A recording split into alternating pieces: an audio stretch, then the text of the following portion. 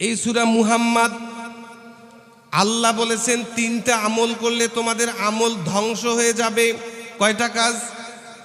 এক নাম্বার, আল্লাযীনা কাফারু, যারা আল্লাহর সামনে দাঁড়াইতে হবে এইটাকে ভয় পায় না, যারা আল্লাহকে অস্বীকার করে, আল্লাহর সাথে নিমক হারামি করে, আল্লাহর নেয়ামত পাওয়ার পরে আল্লাহর সাথে গাদ্দারি করে। আছে না নাই? হাত দিয়েছেন কে? পা দিয়েছেন কে? চোখ দিয়েছেন কে? এর সব কিছু কার জন্য ব্যয় করতে হবে? জোরে বলেন।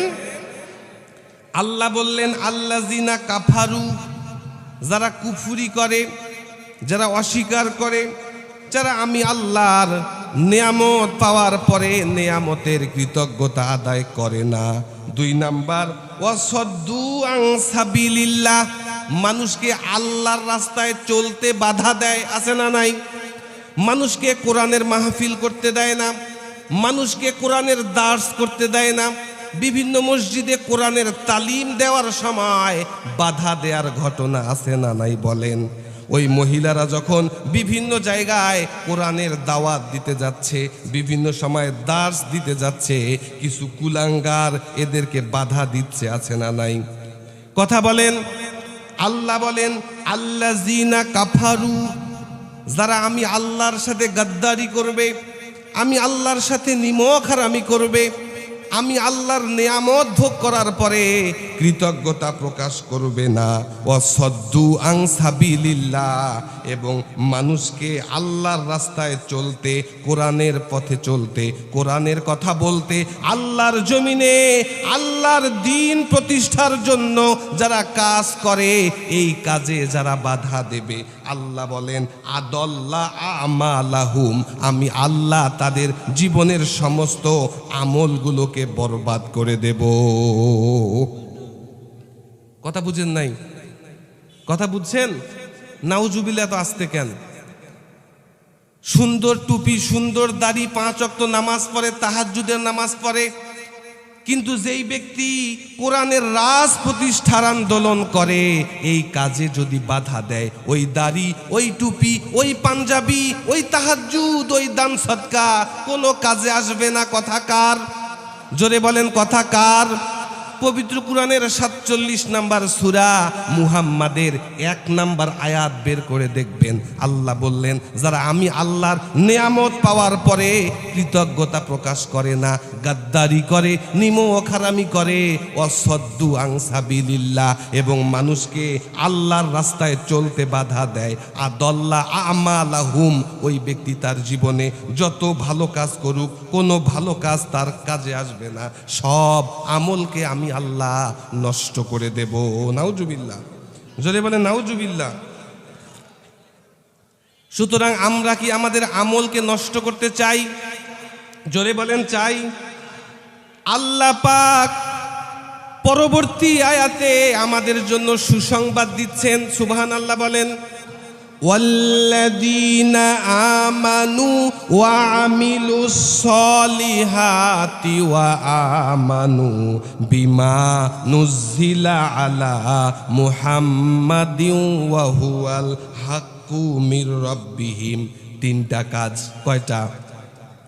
1 নাম্বার, ওয়াল্লাযীনা আমানু, যারা আমি আল্লাহর উপরে ঈমান আনে, ওয়া আমিলুস সলিহাতি, সমাজ সংশোধন করার কাজ করে। 3 নাম্বার, ওয়া আমানু বিমা নুজ্জিলা আলা মুহাম্মাদ, আমি আমার বান্দা মুহাম্মাদের উপরে যেই কিতাব নাজিল করেছি, এই কিতাবের আলিফ লামের আলিফ থেকে নিয়ে নাসের সিন পর্যন্ত প্রত্যেকটা কথা, প্রত্যেকটা অক্ষর, প্রত্যেকটা শব্দ, প্রত্যেকটা আয়াতকে যারা বিশ্বাস করে, এই কাজ যারা করতে পারে, আল্লাহ পাক ওয়াদা করলেন আমি আল্লাহ কি করব? কাফফারা আনহুম সাইয়্যাতিহিম, জীবন চলার পথে যত অপরাধ তারা করেছে, ছোট বড় গুনাহ আমাদের জীবনে আছে না নাই? জোরে বলেন আছে না নাই? আল্লাহ বলেছেন কাফফারা আনহুম সাইয়্যাতিহিম, আমি আল্লাহ তাদের জীবনে ঘটে যাওয়া সমস্ত ছোট বড় অপরাধগুলোকে মাফ করে দেব। ওয়া আসলাহা বালাহুম, এবং আমি আল্লাহ তাদের অবস্থাকে পরিবর্তন করে দেব। আজকে আমাদের অবস্থা ভালো না খারাপ? জোরে বলেন। দেশের অবস্থা ভালো নাকি খারাপ? পরিবারের অবস্থা, গ্রামের অবস্থা, সব জায়গায় সমস্যা আছে না নাই? আল্লাহ বলেন পরিবার সংশোধন হোক, এইটা যদি চাও। তোমার জীবনে অভাব আছে, অভাব দূর হয়ে যাক, এটা যদি চাও। তোমার যেই রাষ্ট্র, এই রাষ্ট্র সোনায় সোহাগা হয়ে যাবে। আল্লাহর আসমান এবং জমিনের সমস্ত রহমত বরকতের দরজাগুলো খুলে যাবে, এটা যদি চাও। শর্ত হচ্ছে তিনটা। কয়টা? 1 নাম্বার, আমি আল্লাহর উপরে ঈমান আনতে হবে। 2 নাম্বার, আমলে সলেহ করতে হবে। নিজে সুবহান আল্লাহ করা, এইটা আমলে সলেহ নয়। সলেহ ইসলাহ মানে সংশোধন। নিজেকে সংশোধন করতে হবে, আশেপাশের সবাইকে সংশোধন করার দরকার আছে না নাই? নিজের মাথায় টুপি, নিজের ছেলে নামাজ পড়ে না। নিজের মাথায় টুপি, নিজের মেয়ের জামাই নামাজ পড়ে না। নিজের মেয়ে পর্দা করে না, পাশের বাড়ির মানুষ নামাজ পড়ে না। সমাজ কোথায় চলে যাচ্ছে তার কোনো ভ্রুক্ষেপ নাই। নিজের তাবলিকের চিল্লায় গিয়া সুন্দর টুপি, সুন্দর জুব্বা পরে মনে করে জান্নাত রিজার্ভ করে ফেলেছি। কথা বলেন, আছে না নাই? আল্লাহ বলেছেন আমলে সলেহ করতে হবে, সমাজকে সংশোধন করার কাজ করতে হবে। এবং আমি আমার নবী মুহাম্মাদের উপরে যে কিতাব নাজিল করেছি, এই কিতাবের প্রত্যেকটা আইনকে যদি কেউ মনে প্রাণে বিশ্বাস করে, আমি আল্লাহ ওয়াদা দিলাম কাফফারা আনহুম সাইয়্যাতিহিম, তোমার জীবনের সমস্ত গুনাহগুলো মাফ করে দেব। ওয়া আসলাহা বালাহুম, এবং তোমাদের এই খারাপ অবস্থাকে আমি আল্লাহ ভালো বানায় দেব। ওয়াদা কার? যদি বলেন ওয়াদা কার? আল্লাহ কি ওয়াদা বরখেলাপ করে? নামাজের আজানে মুয়াজ্জিন দোয়া পড়ে, ইন্নাল্লাহা লা ইয়াখলিফুল মিআদ, আমার আল্লাহ কখনো ওয়াদা বরখেলাপ করেন না। এই পৃথিবীর কোন নেতা আপনাকে বলতেছে নির্বাচন আসছে, টাকা পয়সা খরচ কর, জিতলে সুদে আসলে দিয়ে দেব, আছে না নাই? বলে ভোট আসছে, যার যা আছে সব খরচ করো, একবার যদি জিতে যাই একটা পদ দিলে তোর সব কিছু উঠে আসবে। কথা বলেন। প্রত্যেকটা কার্ড করে দেবে 5,000 10,000, আছে না নাই? এখন খরচ কর, পরে দিয়ে দেব। বলেন তো এই নেতা পাল্টি মারতে পারে কিনা? যদি জিতে যায় আর তার সাক্ষাৎ পাওয়া যাবে না, কারণ সে তো আসবেই না, ঢাকায় থাকবে। কথা বলেন। আর যদি হেরে যায়, ওই পাওনা টাকা কিন্তু কিয়ামত পর্যন্ত আর পাওয়া যাবে। যেই নেতার কথা বদলাতে চেঞ্জ হতে পারে, ওই নেতার মিথ্যা আশ্বাসে আমরা পাগলের মতো নেতার পিছে পিছে ছুটি কিনা বলেন? কথা বলেন। অথচ যেই আল্লাহ লা ইয়াখলিফুল মিআদ, কখনো ওয়াদা বরখেলাপ করেন না, ওই আল্লাহ ওয়াদা দিচ্ছেন, ও আমার গোলামেরা যদি আমার উপরে ঈমান আনতে পারো, আমলে সলেহ করতে পারো, এবং কোরআনের প্রত্যেকটা বিধিবিধানকে যদি মেনে নিতে পারো, আমি আল্লাহ ওয়াদা করলাম তোমাদের জীবনের অপরাধগুলো মাফ করে দেব, এবং তোমাদের এই খারাপ পরিস্থিতিকে আমি আল্লাহ ভালো বানায় দেব। আল্লাহর কথার উপরে বিশ্বাস আছে? তাহলে 2টা কাজ করলে আমল বরবাদ হয়ে যাবে। কয়টা কাজ? 1 নম্বরে আল্লাযিনা কাফারু, যারা আমি আল্লাহর নিয়ামত পাওয়ার পরে এই নিয়ামতের কৃতজ্ঞতা তো প্রকাশ করেই না, বরঞ্চ গাদ্দারি করে, এমন লোক আছে না নাই? পবিত্র কোরআনে একটা সূরা আছে, সূরার নাম সূরা দাহার। আল্লাহ বলেন, ইন্না খালাকনাল ইনসানা মিন নুতফাতিন আমসাজ। ও পৃথিবীর মানুষ, তোমরা আজকে বড়ওয়ালি করো, আজকে ক্ষমতা দেখাও, অথচ আমি আল্লাহ তোমাদেরকে 1 ফোঁটা নাপাক পানি থেকে বানাইছি, ঠিক কিনা? আল্লাহ বলেছেন ইন্না হাদাইনাহু সাবিলা, তোমাদেরকে রাস্তা দেখাইছি। কোনটা জান্নাতের রাস্তা, কোনটা জাহান্নামের রাস্তা, কোনটা আদমের রাস্তা, কোনটা ইবলিসের রাস্তা, কোনটা মুহাম্মাদের রাস্তা, কোনটা আবু জাহিল্লার রাস্তা। রাস্তা ক্লিয়ার আছে না নাই? কারা তোমাকে দুনিয়ার দিকে ডাকে আর কারা তোমাকে আল্লাহর জান্নাতের দিকে ডাকে, চোখের সামনে ক্লিয়ার আছে না নাই? আল্লাহ বলেছেন ইন্না হাদাইনাহু সাবিলা, তোমাদের সামনে রাস্তা ক্লিয়ার হয়ে গেল। এই রাস্তা দেখানোর জন্য আমি আল্লাহ লক্ষ লক্ষ রাসূল পাঠাইছি, ঠিক কিনা? আল্লাহ বলেছেন আমি তোমাদেরকে বাধ্য করি নাই, ইম্মা শাকিরা ওয়া ইম্মা কাফুরা। এখন চাইলে আমার শুকরগুজারকারী বান্দা হবা, আর যদি মনে চায় আমার সাথে গাদ্দারি করবা, আমার সাথে নিমক হারামি করবা, আমার অকৃতজ্ঞ বান্দা হয়ে যাবা। তবে মনে রাখবা ইন্না আ'তাদনা লিল কাফিরিনা সালাসিলা ওয়া আগলালা ওয়া সাইরা। আল্লাহ বলতেছেন ইন্না হাদাইনাহু সাবিলা, রাস্তা ক্লিয়ার। কোনটা জাহান্নামের রাস্তা, কোনটা জান্নাতের রাস্তা আমি আল্লাহ সব বলে দিয়েছি। এই কোরআনে সব কিছু আছে না নাই? নবী রাসূলরা রাস্তা দেখাইছেন, আলেম ওলামারা রাস্তা দেখাইছেন, কিন্তু আমি আল্লাহ তোমাকে বাধ্য করি নাই। আমি আল্লাহ চাইলে গরু ছাগলের মতো তোমার মাথাটাকে নত করতে পারতাম কিনা বলেন? পৃথিবীতে মানুষ ছাড়া আর যত প্রাণী আছে সবার মাথা অটোমেটিক নিচের দিকে। খেয়াল করেন, আল্লাহ কেবলমাত্র মানুষের মাথাটাকে উঁচু করেছেন। আল্লাহ স্বাধীনতা দিয়েছেন, ইম্মা শাকিরা ওয়া ইম্মা কাফুরা, হয় আমার শাকের বান্দা হবা, আমার কৃতজ্ঞ বান্দা হবা, ওয়া ইম্মা কাফুরা, অথবা নিয়ামত পাওয়ার পরে আমি আল্লাহর সাথে গাদ্দারি করবা। কিন্তু আল্লাহ ওয়াদা দিলেন আমি আল্লাহর নিয়ামত পাওয়ার পরে যদি শুকরিয়া আদায় করো, নিয়ামত বাড়িয়ে দেবেন কে?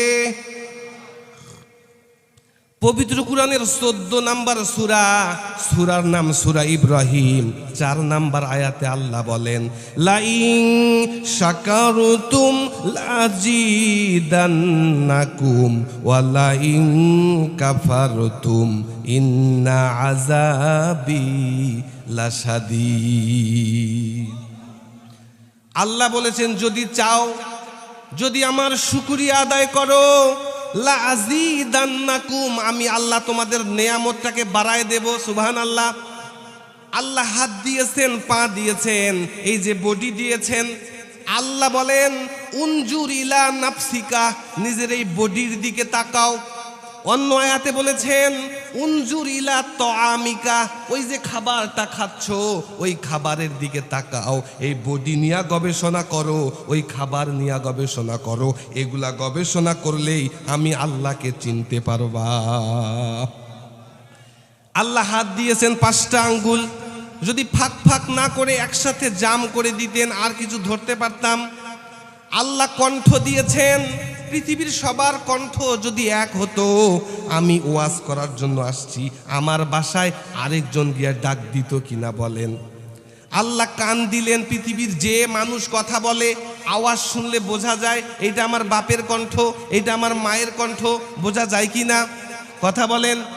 আল্লাহ চোখ দিলেন, আল্লাহ জিহ্বা দিলেন, যত রকমের স্বাদের খাবার জিহ্বায় দেন, জিহ্বা কি এক রকম অনুভব হয় নাকি হাজার রকম?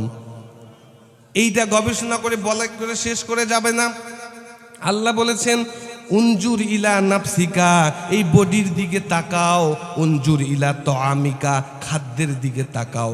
ডাইনিং টেবিলে পাওয়ার পরে বিসমিল্লাহ বলার টাইম পাও না, অথচ গবেষণা করে দেখো আল্লাহ চাইলে এক রকমের মাছ দিতে পারতেন কিনা? হাজারো রকমের মাছ দিয়েছেন, এক রকমের মুরগি না দিয়া বিভিন্ন রকমের মুরগি দিয়েছেন। এই যে হাড়ি ভাঙ্গা আম এক রকম নাকি হাজারো জাতের আম আল্লাহ দিয়েছেন কিনা? প্রত্যেকটা খাদ্য হাজার হাজার রকমের স্বাদের আছে না নাই? কথা বলেন।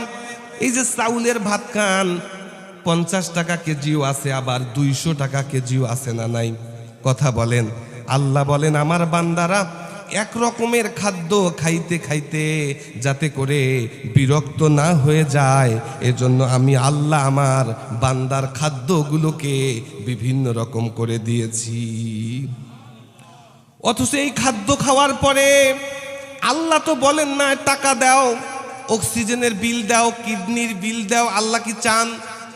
আল্লাহ বলেন আমি আল্লাহর নেয়ামত ভোগ করো, কিন্তু আমি আল্লাহ চাই খাদ্যটা পাওয়ার সাথে সাথেই আমি আল্লাহকে স্মরণ করো, বিসমিল্লাহ বলে খাদ্য খাও। আমি আল্লাহ তোমাকে সুস্থ রেখেছি, কৃতজ্ঞতা প্রকাশ করার দরকার আছে কিনা? আল্লাহ বললেন আল্লাযীনা কাফারু, যারা কুফরি করে, যারা নিমক হারামি করে, আমি আল্লাহর নেয়ামত ভোগ করে কিন্তু স্বীকার করে না, আর মানুষকে আল্লাহর রাস্তায় চলতে বাধা দেয়, এদের জীবনের সমস্ত ভালো আমল আমি আল্লাহ ধ্বংস করে দেব। নাউজুবিল্লাহ। তাহলে আল্লাহর শুকরিয়া আদায় করার দরকার আছে কিনা?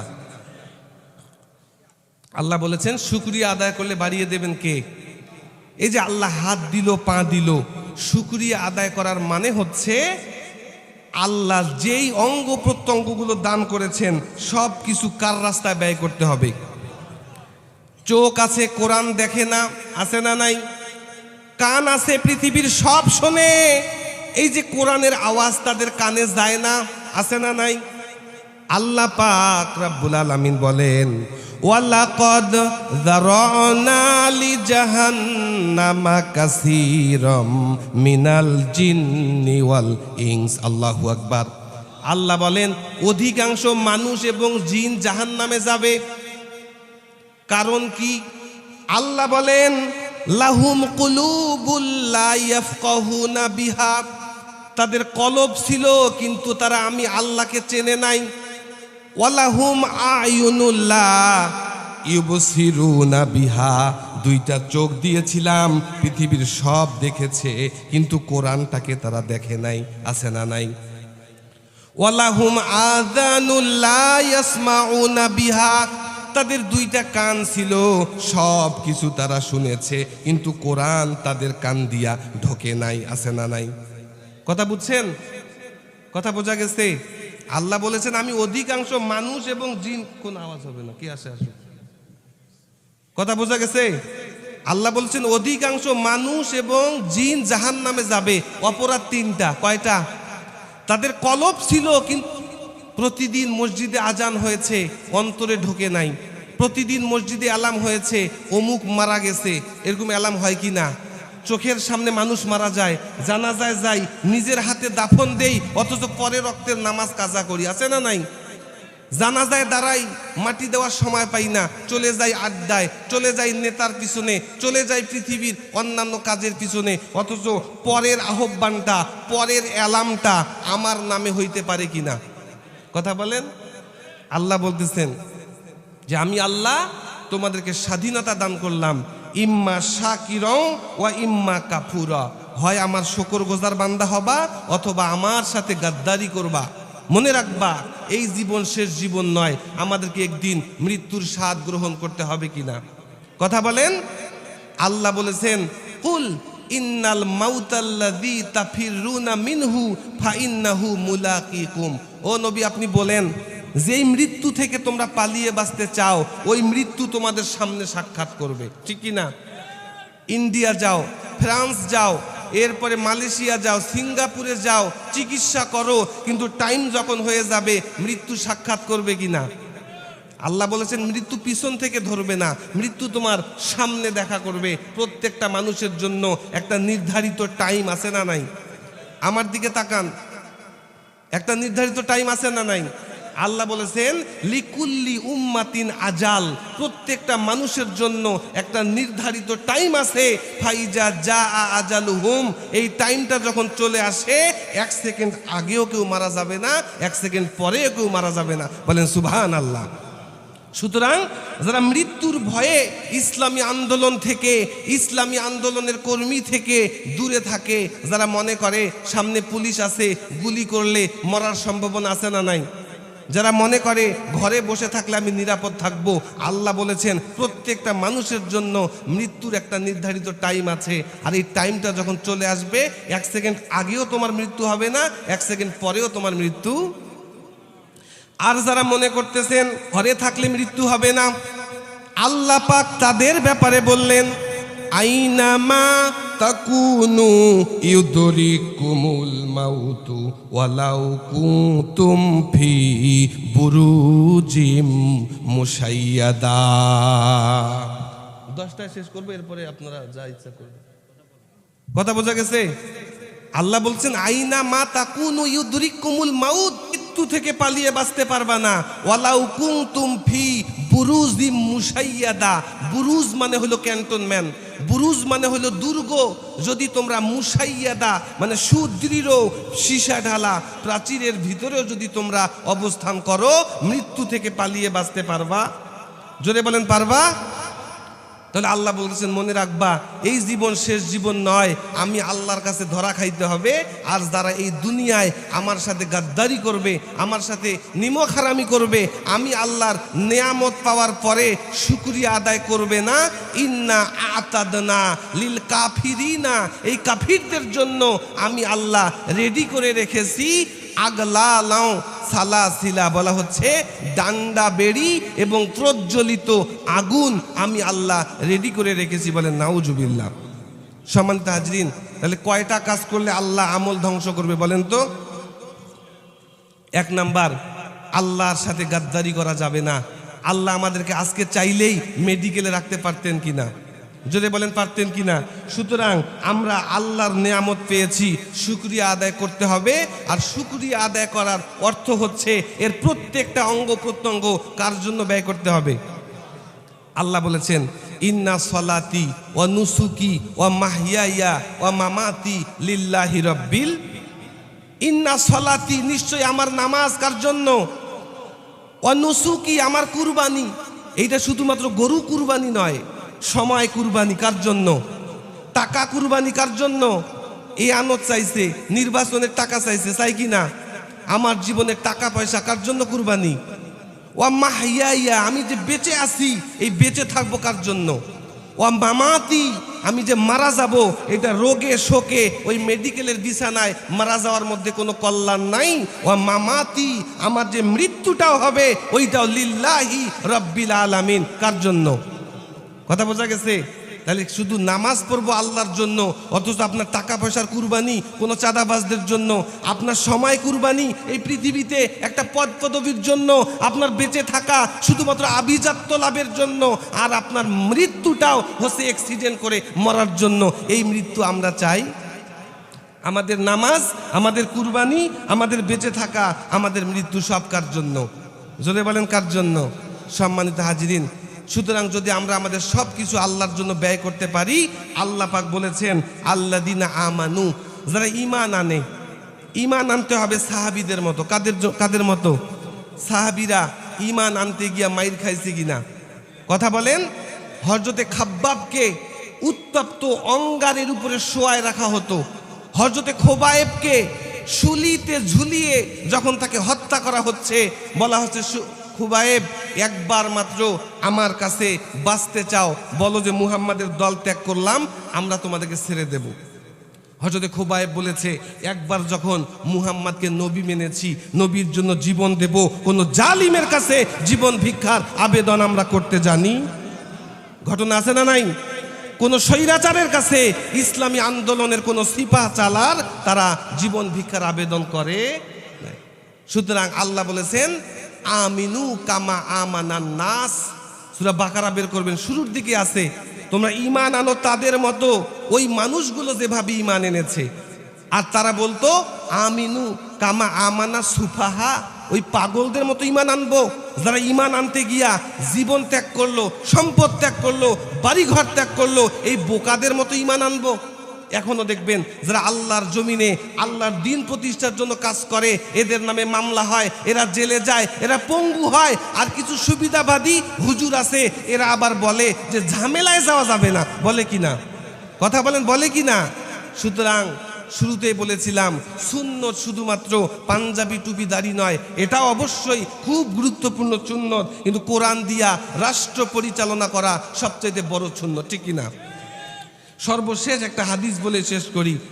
আপনারা অনেকের কাছ থেকে শুনবেন, অনেকেই বলে যে নবী বলেছেন কোনো মুর্দা সুন্নতকে কেউ যদি জিন্দা করতে পারে 100টা গলা কাটা শহীদের সোয়াব তার আমল নামায় দেওয়া হবে। বলে কি না? বলে কি না? মুর্দা সুন্নত মরে গেছে, তারা কি করলো? দস্তরখানা বিছাইলো। দস্তরখানা আপনি না বিছাইলেও পৃথিবীর কেউ না কেউ বিছায়, ঠিক কি না? আপনি যেই সুন্নতগুলোকে জিন্দা করার চেষ্টা করতেছেন, এটা আপনি না মানলেও বাংলাদেশের অন্য কেউ মানে কিনা বলেন? আমার গবেষণা আমি দেখলাম পৃথিবীতে একটা সুন্নত মারা গেছে যেইটা আর পৃথিবীর কোথাও জীবিত নাই, সেটা হচ্ছে আল্লাহর নবী মক্কা থেকে মদিনা যাওয়ার পরে, মদিনা রাষ্ট্র গঠন করার পরে 10 বছর এই কোরআন দিয়া রাষ্ট্র চালাইছে।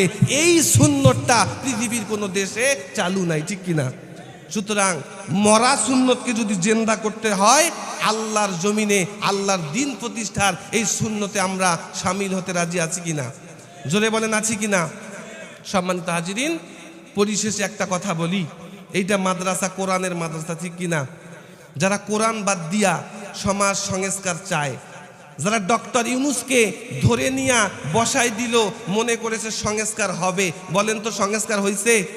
হাজার হাজার মানুষ জীবন দিল, কোনো উপকার হয়েছে? যেই আর সেই, যেই লাউ সেই কদু, ঠিক কিনা? জাস্ট এই দিক থেকে এসে এই দিকে যেই দুর্নীতি, যেই চাঁদাবাজি, যেই সন্ত্রাস, যেই খুন, যেই খারাপি, সব কিছু আছে না নাই? ধর্ষণ বাড়ছে না কমছে? লুটপাট কমছে না বাড়ছে? আল্লাহ বলেছেন অন্ধকার দূর করার জন্য আলো জ্বালাইতে হবে। এই সমাজে যে অন্ধকার, এই দূর করার জন্য কোরআনের আলো জ্বালানোর দরকার আছে কিনা? আল্লাহ বলেছেন কদ জাআকুম মিনাল্লাহি নূরুন ওয়া কিতাবুম মুবিন। আমি আল্লাহ আমার পক্ষ থেকে একটা কিতাব পাঠাইছি, এই কিতাবটা হচ্ছে নূর, এই কিতাবটা হচ্ছে আলো। সুতরাং কোরআনের আলো যদি জ্বলে ওঠে, এই সমাজ আলোকিত হয়ে যাবে, ঠিক কিনা? আমরা অসুস্থ হয়ে গেলে ডাক্তারের কাছে যাই কিনা? কথা বলেন। আল্লাহ বলেছেন ওয়া নুনাজ্জিলু মিনাল কুরআন মা হুয়া শিফাউন ওয়া রাহমা। এই কোরআনটা হচ্ছে শেফা। কোরআনটা কি? কোরআনটা হচ্ছে শেফা। শেফা মানে ঔষধ। এখন আমরা মনে করলাম কোরআন শুধুমাত্র ঝাড়ফুঁকের কিতাব, কোরআন শুধুমাত্র তাবিজের কিতাব, বলি কিনা? অথচ আল্লাহ বলেছেন ইন্না আনজালনা ইলাইকাল কিতাবা বিল হাক্কি লিতাহকুমা বাইনান নাসি বিমা আরাকাল্লাহ।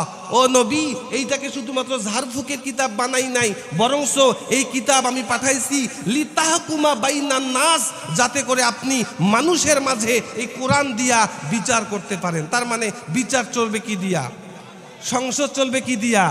যারা বলে যে কোরআনের আইন মানি না, শরিয়া আইনে আমরা বিশ্বাস করি না, পবিত্র কোরআনের 5 নাম্বার সূরা 47, 46, 45 তিনটা আয়াতের শেষের অংশে আল্লাহ বলেছেন ওয়ামাল্লাম ইয়াহকুম বিমা আনজালাল্লাহ ফাউলাইকা হুমুল কাফিরুন হুমুল ফাসিকুন হুমুজ জালিমুন। যারা কোরআনের আইনকে মানে না, এরা কাফের, এরা ফাসেক, এরা হচ্ছে জালেম। বলেন ঠিক কিনা?